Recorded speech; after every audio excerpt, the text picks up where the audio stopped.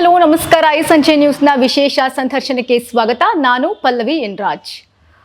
ಇವತ್ತಿನ ನಮ್ಮ ಕಾರ್ಯಕ್ರಮದಲ್ಲಿ ಒಬ್ಬರು ಸ್ಪೆಷಲ್ ಆಗಿರುವಂತಹ ವ್ಯಕ್ತಿ ಇದ್ದಾರೆ. ಬಿಗ್ ಬಾಸು ಇನ್ನೇನು ರಣರೋಚಕ ಪಂದ್ಯಕ್ಕೆ ತಲುಪಿದೆ, ಇನ್ನೇನು ಫಿನಾಲೆಗೆ ಹತ್ರ ಆಗ್ತಿದೆ. ಹೀಗೆ ಹತ್ರ ಆಗ್ತಿರ್ಬೇಕಾದ್ರೆ ನಮ್ಮ 100 ದಿನವನ್ನ ಬಿಗ್ ಬಾಸ್ ಮನೆ ಕಂಪ್ಲೀಟ್ ಮಾಡಿ ಚೈತ್ರಕ್ಕ ಆಚೆ ಬಂದ್ಬಿಟ್ಟಿದ್ದಾರೆ. ಬರೀ ಚೈತ್ರ ಆಗಿ ಹೋದವರು ಚೈತ್ರಕ್ಕ ಆಗಿ ಕನ್ನಡಿಗರ ಮನೆ ಮಗಳಾಗಿ ಆಚೆ ಬಂದಿದ್ದಾರೆ. ಇವತ್ತಿನ ಕಾರ್ಯಕ್ರಮದಲ್ಲಿ ನಮ್ಮ ಜೊತೆ ಅವರಿದ್ದಾರೆ, ಬನ್ನಿ ಅವ್ರನ್ನ ವೆಲ್ಕಮ್ ಮಾಡೋಣ. ಹಾಯ್ ಚೈತ್ರಕ್ಕ, ಹೇಗಿದ್ದೀರಾ? ನಾನು ಚೆನ್ನಾಗಿದೆ, ನೀವು ಹೇಗಿದ್ದೀರಿ? ಸೂಪರ್ ಆಗಿದ್ದೀನಿ. ಹೇಗಿತ್ತು ಬಿಗ್ ಬಾಸ್ ಮನೆ? ಹೇಗೆ ಹೊಂದ್ಕೊಂಡ್ರಿ ಮೊದಲಿಗೆ? ತುಂಬಾ ಚೆನ್ನಾಗಿತ್ತು. ಕಷ್ಟ ಅಂತ ಅಂದ್ಕೊಂಡಿದ್ದೆ, ಆದ್ರೆ ತುಂಬಾ ಖುಷಿಯಿಂದಲೇ ಹೊಂದ್ಕೊಂಡಿದ್ದೇನೆ ಆ ಮನೆಯ ವಾತಾವರಣಕ್ಕೆ. ನನ್ನದೆಲ್ಲದ ಪ್ರಪಂಚಕ್ಕೆ ಹೊಂದ್ಕೊಳ್ಳೋದು ಸ್ವಲ್ಪ ಕಷ್ಟ ಅನ್ಸಿದ್ರು ತುಂಬಾ ಇಷ್ಟಪಟ್ಟು ಹೊಂದ್ಕೊಂಡಿದ್ದೇನೆ. ಚೈತ್ರಕ್ಕ ಅವ್ರನ್ನ ಕಹಿ ಕಹಿ ಜ್ಯೂಸ್ ಕುಡಿಸ್ತಾರೆ, ಕಸದ ಬುಟ್ಟಿಗೂ ಚೈತ್ರಕ್ಕ ಅವ್ರನ್ನ ಹಾಕ್ತಾರೆ. ಯಾಕೆ ಟಾರ್ಗೆಟ್? ಬಹುಶಃ ನಾನು ಅವರ ಕಂಫರ್ಟ್ ಝೋನ್ನ ಒಳಗಡೆ ಇಲ್ಲದೆ ಇರೋ ಕಾರಣಕ್ಕೆ ಅನ್ಸುತ್ತೆ. ಯಾವುದೇ ಗುಂಪು ಕಟ್ಕೊಳ್ಳೋದೆ, ಯಾರ್ದು ಜೊತೆ ಇಲ್ಲದೆ, ಯಾರದ್ದು ಜೋಡಿ ಮಾಡ್ಕೊಳ್ಳೋದೆ, ಸೊ ಒಬ್ಳೆ ಏನು ಹೋರಾಟವನ್ನು ಮಾಡಬೇಕು ಅಂತ ಅನ್ಕೊಂಡಿದ್ದ ಕಾರಣಕ್ಕೆ ಅನ್ಸುತ್ತೆ ಬಹಳ ಸುಲಭ ಟಾರ್ಗೆಟ್ ಆಗಿದೆ ಅನ್ಸುತ್ತೆ. ಅಂದ್ರೆ ಇವಾಗ ಈಸಿ ಟಾರ್ಗೆಟ್ ಅಂತಂದ್ರೆ ಅದರಲ್ಲಿ ಚೈತ್ರ ಅವ್ರು ಮಾತ್ರ ಇದ್ರು. ಯಾರೋ ಒಬ್ರು ಸೈಡಲ್ಲಿ ಕೂತವ್ರು ಒಬ್ರ ಹೆಸರು ತಗೊಂಡ್ರೆ ಕಂಟಿನ್ಯೂ ಆಗಿ ಎಲ್ರು ಅವ್ರ ಹೆಸರು ತಗೋತಿದ್ರಲ್ವಾ? ಯಾಕೆ ಆ ರೀತಿ ಮಾಡ್ಬೇಕು? ಅದನ್ನ ಅವ್ರ ಹತ್ರನೇ ಕೇಳಬೇಕು. ಇನ್ನೇನ್ ಎಲ್ರು ಬರ್ತಾರೆ 2 ವಾರದಲ್ಲಿ, ಎಲ್ರದ್ದು ಇಂಟರ್ವ್ಯೂ ನೀವು ಮಾಡುವಾಗ ಎಲ್ಲರೂ ಕೇಳ್ಬಿಡ್ಬೇಕಲ್ವಾ? ನೀವು ದೇವ್ರ ಹತ್ರ 2 ಚೀಟಿ ಇಡ್ತೀರಲ್ವಾ? ಎಲ್ರಿಗೂ ಕ್ಯೂರಿಯಾಸಿಟಿ, ಆ ಚೀಟಿಯಲ್ಲಿ ಏನ್ ಬರ್ದಿದ್ರು ಅಂತ ಈಗ ಹೇಳಿ, ಏನ್ ಬರ್ದಿದ್ರು ಅಂತ. ಆ ವಾರ ಅದೇ ಕಸದ ಬುಟ್ಟಿಗೆ ಹಾಕಿದ್ದು, ಇಡೀ ಮನೆಯವ್ರು ಟಾರ್ಗೆಟ್ ಮಾಡಿದ್ದು, ಗಲಾಟೆ ಮಾಡಿದ್ದು ಎಲ್ಲ ಒಂದಷ್ಟು ಇದ್ರಿಂದ ಒಂದ್ ಸ್ವಲ್ಪ ಮಾನಸಿಕವಾಗಿ ಕುಗ್ಗಿದ್ದೆ. ಸೊ ಬಿಗ್ ಬಾಸ್ ಮನೆ ಬಿಟ್ಟು ಹೋಗ್ಬೇಕು, ಬೇಡ ಕೇಳ್ಕೊಂಡು ಹೋಗ್ಬಿಡೋಣ, ಇನ್ನಿರಲ್ಲ ಅನ್ನೋ ತರ ನಿರ್ಧಾರ ಮಾಡಿದ್ದೆ. ಸೊ ಹಾಗಿರುವಾಗ ಒಂದು ಪ್ರಶ್ನೆ ಬಂದಿತ್ತು, ಅದು ಸುಲಭ ಅಲ್ಲ, ಹೋಗೋದು ನಮ್ಮ ಇಚ್ಛೆ ಅಲ್ಲ, ಪ್ರೋಟೋಕಾಲ್ಗಳು ತುಂಬಾ ಇದ್ರಿಂದ ಹೋಗೋದಕ್ಕೆ ತುಂಬಾ ಫೈಟ್ ಮಾಡ್ಬೇಕು ಅನ್ನೋದು ಗೊತ್ತಿತ್ತು. ಹಾಗಾಗಿ ಹೋಗೋಕ್ಕಿಂತ ಮುಂಚೆ ಒಂದ್ಸಲ ದೇವ್ರ ಹತ್ರ ಕೇಳ್ಬಿಡೋಣ, ಹೋಗ್ಬೇಕಾ ಹೋಗೋದು ಬೇಡವಾ ಅನ್ನೋದು ಕೇಳ್ಬೇಡ ಅಂತ. ಸೊ ಬೇಕು ಬೇಡ ಅಂತ 2 ಚೀಟಿ ಬರ್ದಿಟ್ಟಿದ್ದೆ. ಮೋಸ್ಟ್ಲಿ ನೀವು ನೋಡಿದಿರೋ ಗೊತ್ತಿಲ್ಲ, ಟೆಲಿಕಾಸ್ಟ್ ಆಗಿದೆಯೋ ನಂಗೂ ಗೊತ್ತಿಲ್ಲ. ಬೇಡ ಅನ್ನೋ ಚೀಟಿ ಬಂದಿತ್ತು, ಹಾಗಾಗಿ ಮಾತ್ರ ತೋರಿಸಿದ್ರು ನಮಗೆ ದೇವರಿಂದ ಬೀಳೋದು. ಆ ಚೀಟಿ ಒಳಗಡೆ ಏನ್ ಬರ್ದಿತ್ತು ಅನ್ನೋ ತೋರಿಸಿರ್ಲಿಲ್ಲ, ಬೇಡ ಅಂತ ಬಂದಿತ್ತು. ಹಾಗಾಗಿ ಆ ವಾರ ಇಲ್ಲ ಸರಿ ನೋಡೋಣ, ಇದೊಂದು ವಾರ ಜನ ಉಳಿಸ್ಕೊಳ್ಳಿ, ಕೇಳ್ಕೊಂಡು ಹೋಗಲ್ಲ ಅಂತ ಅನ್ಕೊಂಡಿದ್ದೆ. ನೆಕ್ಸ್ಟ್ ಡೇನೆ ಕ್ಯಾಪ್ಟನ್ ಕೂಡ ಮಾಡ್ತಾರೆ ಟೀಮ್. ಇದು ಎಲ್ಲೋ ಒಂದ್ ಕಡೆ ಶುಭ ಸೂಚನೆ ಸಿಕ್ತು. ನೀವು ಬಿಗ್ ಬಾಸ್ ನೋಡ್ತಾ ಇದ್ರಾ? ಇಲ್ಲ, ಮುಂಚೆ ಯಾವತ್ತೂ ನೋಡ್ತಾ ಇರ್ಲಿಲ್ಲ. 10 ಸೀಸನ್ ಮಾತ್ರ ನೋಡಿದ್ದು. ಅದ್ರಲ್ಲಿ ಯಾರು ಇಷ್ಟ ಆಗಿದ್ರು? 10 ಸೀಸನ್ ಅಲ್ಲಿ ನನಗೆ ಸಂಗೀತ ಇಷ್ಟ ಆಗಿದೆ. Deere girl. ನಿಮಗೆ ಹೇಗೆ ಅಪ್ರೋಚ್ ಬಂತು ಬಿಗ್ ಬಾಸ್ದು? ನನಗೆ ಅದೇ ಅಜಯ್ ಸಿಂಹ ಅಂತ ಒಬ್ರು, ಯಾರು ಅಂತ ನನಗೂ ಅಷ್ಟು ಪರಿಚಯ ಇಲ್ಲ, ನನಗೆ ಅಪರಿಚಿತರವರು. ಆದರೆ ಅವರು ಮೊದಲಿಗೆ ಫೋನ್ ಮಾಡಿ ತುಂಬ ಸಹಜವಾಗಿರೋ ಯಾರೋ ಅಭಿಮಾನಿ ಫೋನ್ ಮಾಡಿದಾಗ ಮಾತಾಡಿದ್ರು. ಸೊ ಎಲ್ಲ ಮಾತಾಡಿ ತುಂಬ ವಿಶ್ವಾಸಕ್ಕೆ ತಗೊಂಡ್ಮೇಲೆ ನನಗೆ ಈ ಅಪ್ರೋಚ್ನ ಇಟ್ಟರು. ಸೊ ಅವ್ರನ್ನ ನೆನಪಿಸ್ಕೊಳ್ತೀನಿ. ಅಂದ್ರೆ ಸುದೀಪ್ ಸರ್ನ ಮೀಟ್ ಮಾಡೋದು ಅಂತಂದ್ರೆ ಒಂದು ದೊಡ್ಡ ಅದೃಷ್ಟ. ಅದ್ರಲ್ಲಿ ನಿಮಗೆ ನ್ಯೂ ಇಯರ್ಗೆ ಅವ್ರದ್ದೊಂದು ಕಿವಿ ಓಲೆ ಉಡುಗೊರೆಯಾಗಿ ಸಿಗುತ್ತೆ. ಆ ಮೂಮೆಂಟ್ ಬಗ್ಗೆ ಹೇಳೋದಾದ್ರೆ ತುಂಬಾ ಖುಷಿಯಾಗಿತ್ತು. ಅಂದ್ರೆ ಆ ಮನೆಯಲ್ಲಿ ತುಂಬಾ ಇಂಡಿವಿಜುವಲ್ ಆಗಿ ಆಟ ಆಡ್ತಾ ಇದ್ದೆ. ಯಾರ್ದು ಜೊತೆ ಸ್ನೇಹ ಇಲ್ಲ, ಸಂಬಂಧ ಇಲ್ಲ, ಅಂದ್ರೆ ಗುಂಪು ಇಲ್ಲ, ಟೀಮ್ ಕಟ್ಕೊಳ್ತಿರ್ಲಿಲ್ಲ, ನೆರಳಿರಲಿಲ್ಲ. ಸೊ ಇದು ಯಾವುದೂ ಇಲ್ಲದೆ ಒಬ್ಬಳೇ ಆಡ್ತಾ ಇದ್ದಾಗ ಎಲ್ಲ ಒಂದು ಕಡೆ ಒಂದು ಬೇಸರ ಸಹಜವಾಗಿ ಆಗುತ್ತೆ, ನಮಗೆ ಅಂತ ಅನ್ಸ್ಕೊಳ್ಳೋರು ಯಾರೂ ಇಲ್ಲ ನಮ್ಮ ಬೆಂಬಲಕ್ಕೆ ಅಂತ. ಸೊ ಅಂಥ ಸಂದರ್ಭದಲ್ಲಿ ಸುದೀಪ್ ಸರ್ ಯಾರೂ ಇಲ್ಲ ಅಂದ್ರೆ ನಾವಿದ್ದೀವಿ ಅಂತ ಅನ್ನೋ ಥರ ಕೊಟ್ಟಿರೋದಿದೆಲ್ಲ ತುಂಬ ವಿಶೇಷ. ಅದು ಎಲ್ಲಿಟ್ಟಿದ್ದೀರಾ ಅದು ಓಲೆನ? ಬಹಳ ಜೋಪಾನವಾಗಿ ಇಟ್ಟಿದ್ದೀರಾ.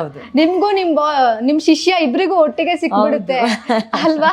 ಅದೊಂಥರ ವಿಶೇಷ ಅಂತ ಸುದೀಪ್ ಸರ್ ಕೂಡ ಹೇಳ್ತಾರೆ, ಸಪ್ರೇಟ್ ಆಗಿ ತಗೊಂಡೋಗಿ ಕೊಡಿ, ಆಮೇಲೆ ಅದಕ್ಕೂ ಕಿತ್ತಾಡ್ತಾರ ಅವರು ಅನ್ನೋ. ಅದು ತುಂಬಾ ಕಾಮಿಡಿ ಆಗಿತ್ತು ಅದು ಎಪಿಸೋಡ್ ಕಂಪ್ಲೀಟ್ ಆಗಿ ಅದೊಂದು ವಿಚಾರದಿಂದ. ಹೌದು, ನಿಜ, ಖುಷಿ ಇದೆ. ಅವರು ಅದನ್ನ ತುಂಬಾ ಪ್ರೀಶಿಯಸ್ ಅಂತಾನೆ ಬಳಸ್ತಿದ್ದಾರೆ. ಸೊ ಇಬ್ರಿಗೂ ಸಿಕ್ಕಿದ್ ಖುಷಿ ಇದೆ. ನಿಮ್ ಪ್ರಕಾರ ಬಿಗ್ ಬಾಸ್ ಅಂದ್ರೆ ಏನು? ಇಷ್ಟು ದಿನಗಳ ಕಾಲ ಇದು ಬಂದಿದ್ದೀರಾ. ಬಿಗ್ ಬಾಸ್ ಅಂದ್ರೆ ಟಾಸ್ಕು, ವ್ಯಕ್ತಿತ್ವ, ಮಾನಸಿಕ ಸಮತೋಲನವನ್ನು ಕಾಪಾಡಿಕೊಳ್ಳೋದು, ದೈಹಿಕವಾಗಿ ಸಮರ್ಥವಾಗಿರೋದು ಮತ್ತು ಅದೃಷ್ಟ. ಇದಿಷ್ಟು ಇದ್ರೆ ಬಿಗ್ ಬಾಸ್. ಅಂದ್ರೆ ಇವಾಗ ದೈಹಿಕ ಮುಖ್ಯ ಆಗುತ್ತಾ, ಮಾನಸಿಕ ಮುಖ್ಯವಾಗುತ್ತಾ? ಎರಡೂ ಮುಖ್ಯ.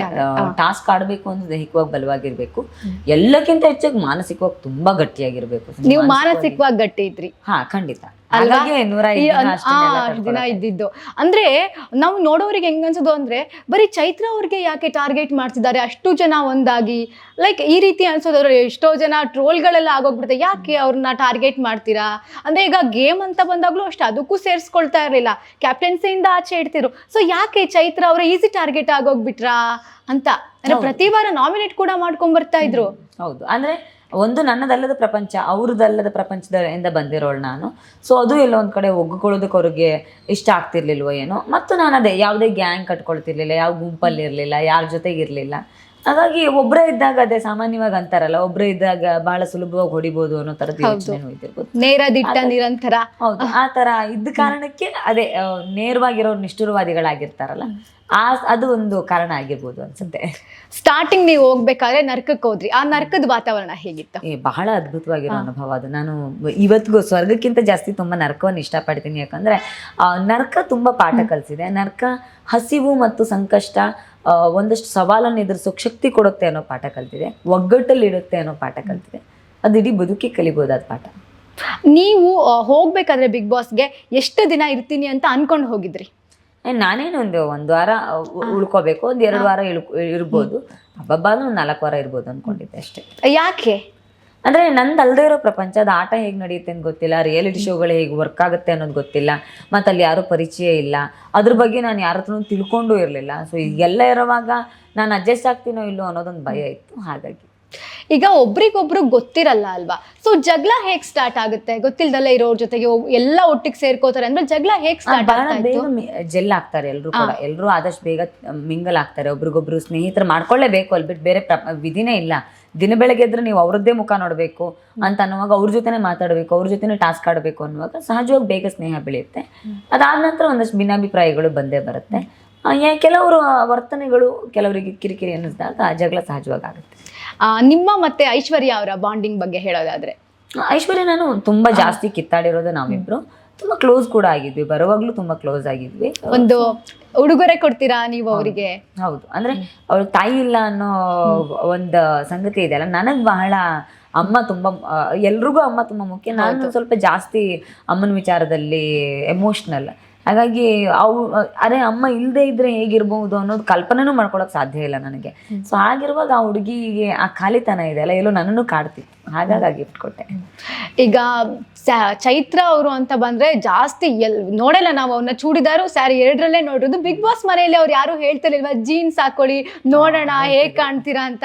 ತುಂಬಾ ಹೇಳ್ತಿದ್ರು. ಐಶ್ವರ್ಯ, ಗೌತಮಿ, ಭವ್ಯ ಎಲ್ಲ ತುಂಬಾ ತಲೆ ತಿಂತಿದ್ರು, ಬನ್ನಿ ಜೀನ್ಸ್ ಹಾಕೋಣ, ಒಂದ್ಸಲ ಇದನ್ನ ಟ್ರೈ ಮಾಡಿ, ಒಂದ್ಸಲ ನೀವ್ ಹೇಗ್ ಕಾಣಿಸ್ತೀರಾ ನೋಡ್ಬೇಕು.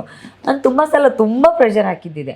ಗೌತಮಿ, ಐಶ್ವರ್ಯ ಅಂತೂ ಬಹಳ ಸಲ ಹೇಳಿದ್ದಿದೆ, ಮೋಕ್ಷಿತ ಎಲ್ಲ ತುಂಬಾ ಹೇಳಿದ್ದಿದೆ, ಮೇಕಪ್ ಮಾಡ್ತೀವಿ ಬನ್ನಿ ಅಂತೆಲ್ಲ ತುಂಬಾ. ಯಾಕೆ ಮೇಕಪ್ ಕೂಡ ಮಾಡ್ಕೊಳ್ತಾ ಇರ್ಲಿಲ್ಲ? ಯಾಕೆ? ನನಗೆ ಆಸಕ್ತಿ ಇಲ್ಲ ಅದ್ರ ಬಗ್ಗೆ. ನನ್ಗೆ ಅದೇ, ನೀವು ನನ್ನ ಆಸಕ್ತಿ ಕ್ಷೇತ್ರವೇ ಬೇರೆ, ಮತ್ತು ಅದೇ ಉಡುಗೆ ತೊಡುಗೆಗಳ ಬಗ್ಗೆ ಬಹಳ ಕಡಿಮೆ ಆಸಕ್ತಿ ಚಿಕ್ಕ ವಯಸ್ಸಿಂದು, ಹಾಗಾಗಿ ಇಂಟ್ರೆಸ್ಟ್ ಇರ್ಲಿಲ್ಲ. ಬಟ್ ಅವ್ರು ಹೇಳ್ತಾ ಇದ್ರು, ತುಂಬಾ ಹೇಳ್ತಿದ್ರು, ಎಲ್ಲರೂ ಹೇಳ್ತಿದ್ರು ನನಗೆ, ಹಾಗಿರಿ ಹೀಗಿರಿ, ಈ ತರ ಹೆಣ್ಮಕ್ಳು ಎಸ್ಪೆಷಲಿ ಐಶ್ವರ್ಯ, ಗೌತಮಿ, ಮೋಕ್ಷಿತ, ಭವ್ಯ ಎಲ್ಲ ಈ ತರದೊಂದು ಒಮ್ಮೆ ಡ್ರೆಸ್ ಹಾಕಿ ಇದನ್ನ ಹಾಕಿ ನೋಡ್ಬೇಕು ಅಂತಂತಿದ್ರು. ನಂಗೆ ಯಾವತ್ತೂ ಆಸಕ್ತಿ ಹುಟ್ಟಿರ್ಲಿಲ್ಲ.